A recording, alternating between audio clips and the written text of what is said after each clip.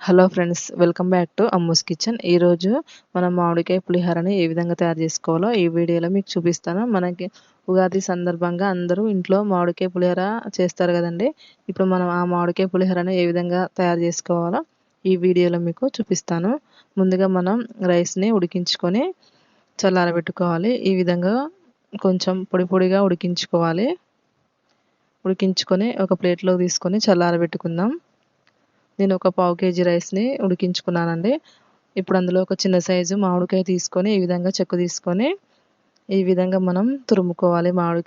మామిడికాయని ఈ విధంగా మామిడికాయని తురుము చేసుకుని పక్కన పెట్టుకుందాం. ఇప్పుడు స్టవ్ మీద ప్యాన్ పెట్టుకొని అందులో ఒక 2 స్పూన్ల ఆయిల్ వేసుకోవాలి. ఆయిల్ హీట్ ఎక్కాక ఒక 2 స్పూన్ల పల్లీలు వేసుకోవాలి. మంట లో టు మీడియం ఫ్లేమ్లో ఉంచుకొని పల్లీలని వేయించుకోవాలి మనం.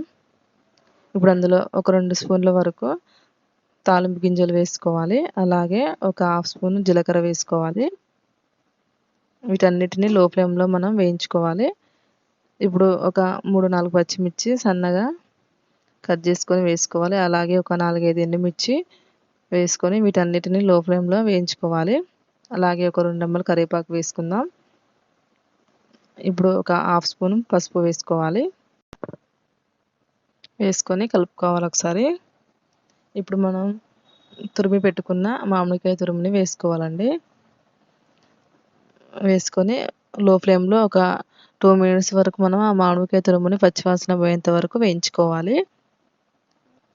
అలాగే ఒక స్పూన్ సాల్ట్ వేసుకొని మామిడికాయని ఒక 2 మినిట్స్ వరకు మనం మగ్గించుకోవాలి. మామిడికాయ తురుముని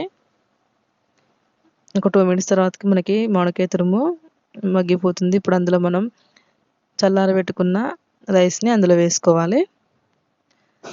వేసుకొని మొత్తం కలిసిపోయేలా కలుపుకోవాలి. మనం సాల్ట్ చూసుకొని వేసుకోవచ్చండి మళ్ళీ. ఇప్పుడు స్టవ్ ఆఫ్ చేసుకుందాం. ఈ విధంగా మనం మామిడికాయ పులిహోరని ప్రిపేర్ చేసుకోవచ్చు. మీరు ఒకసారి ట్రై చేసి చూడండి, చాలా టేస్టీగా ఉంటుంది. ఈ ఉగాది పండగకి ఈ మామిడికాయ పులిహోరని మీరు ఒకసారి ట్రై చేసి చూడండి. మీకు ఈ వీడియో నచ్చినట్లయితే ప్లీజ్ లైక్ చేయండి, షేర్ చేయండి, కామెంట్ చేయండి, సబ్స్క్రైబ్ చేసుకోండి. Thank you for the watching.